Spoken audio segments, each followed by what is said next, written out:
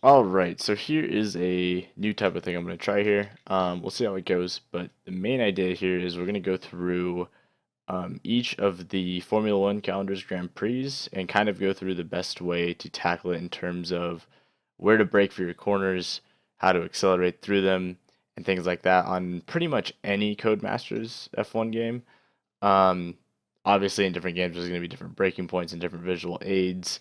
So we're going to focus on the Codemasters one, and specifically, I would say anything F1 2012 through present is going to be pretty close to the way that this is going to work here. I'm currently using F1 2014, and this is just starting off first Grand Prix, which is the Australian Grand Prix. And this picture here, and as well as most of the ones that I'll be using, are going to be taken directly from the Formula One's official website, the official league's website. And basically, here we can see our start finish straight, and then corners one, two, three, etc., all the way through 16 back to the beginning. And for this track, it's one of the best starting tracks because you get a little bit of everything. You have a hairpin over here at turn 14. You've got some long straights between 10 and 11 and the start finish straight, obviously, and two DRS zones that you can use for passing. So as you can see, the cars are facing this direction, so we're going to be going around in a loop this way. And at the start finish straight, I'll talk more about gears when we're going through the video, but this shouldn't be too big of a deal. It's pretty quick. You get up to, I would say, maybe 180, seventh gear type of thing, and then you come into turn one.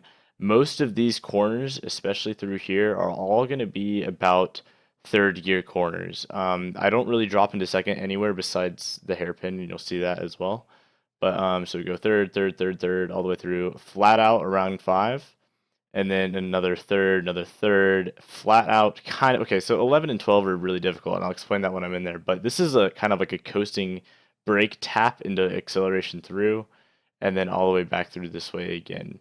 You also have the sectors color coded here, so we have sector 1 starting halfway at the start finish straight, goes all the way up before turn 6, and then sector 2 is here, and sector 3 is from 11 all the way back through the start finish straight. Pit entry is a little bit tough, only because it's right after the hairpin, and this course and Bahrain are the two that I always miss pit entry on, because I expect it to be before the hairpin, not after, and then I see it coming up on the start finish, and I'm like, oh, there's pit entry. So you just have to be mindful of where you're coming in and where you're coming out. So after looking at this for a little bit, hopefully you have an idea of what it looks like and how it's going to look when we're down on track. And I'll walk through my personal brake references and then also the gears I like to try to be in.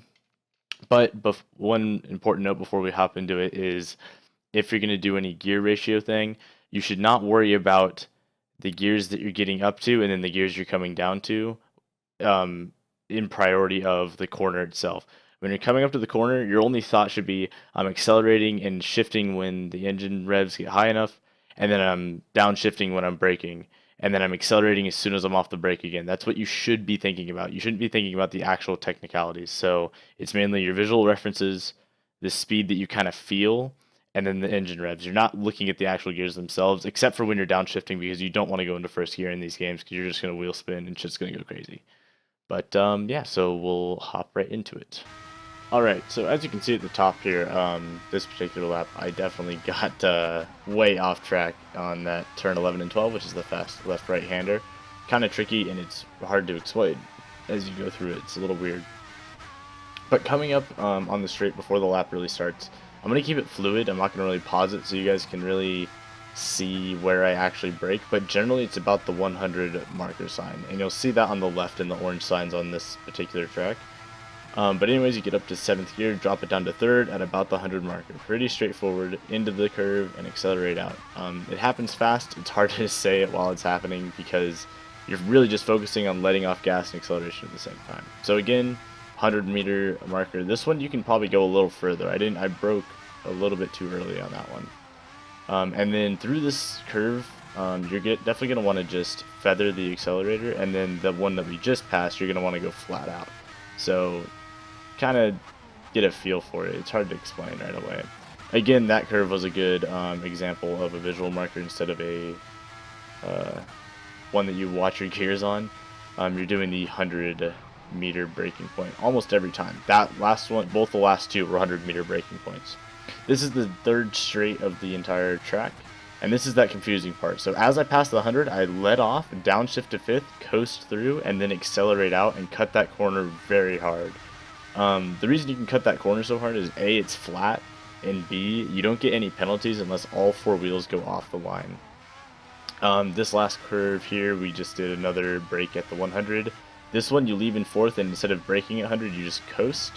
And then hairpin, brake at 50, downshift twice if you're in 4th all the way through, and then from there accelerate out, but not too hard because of the way the curve is, you're gonna get wheel spin. So I think this lap we put a 131 if I'm not mistaken. Oh, 130.7, okay, that was pretty good. But for this lap, I did 2 of them. You're gonna want to focus more on the fancier corners, the one that are not so standard. Like this one's pretty standard. You brake at the 100, a little bit past it, and you kind of feel your way into it. Here's where it gets tricky. Again, I'm feathering the throttle. You can kind of see it. I'm getting through this curve, and then I'm upshifting. And because of how I did that, I can now accelerate all the way through. I cut that corner really hard. I can't believe I didn't get a penalty. And then that, again, is on about 100. Kind of touch the ripple strips, come in and out, and accelerate on your way out. You should never have downtime between accelerate and braking unless you're trying to coast the corner or feather the throttle, which is rare. Happens maybe once or twice a track. So this is that confusing turn 11 and 12. So just pay attention. On the right side, I'm going to pass the 100, let off, downshift. I broke a little on this one. You can see the ghost gets ahead of me, and then I can just accelerate all the way out. It feels really great when you hit it. Really flows, and honestly a really fun corner. It's just hard to get right. Pretty standard 90-degree right turn here, and then this is the coast corner, and then you just accelerate through, downshift twice because of the hairpin, and then you're back all the way to the beginning of the course. So hopefully this was helpful. I don't know exactly how much this is going to help anybody, honestly, because it's a pretty unpopular game. It's a niche subject, but look forward to the next track, which I believe is Malaysia in 2014, but I might do Bahrain because that's the actual 2016 calendar, but in 2014 it was Malaysia.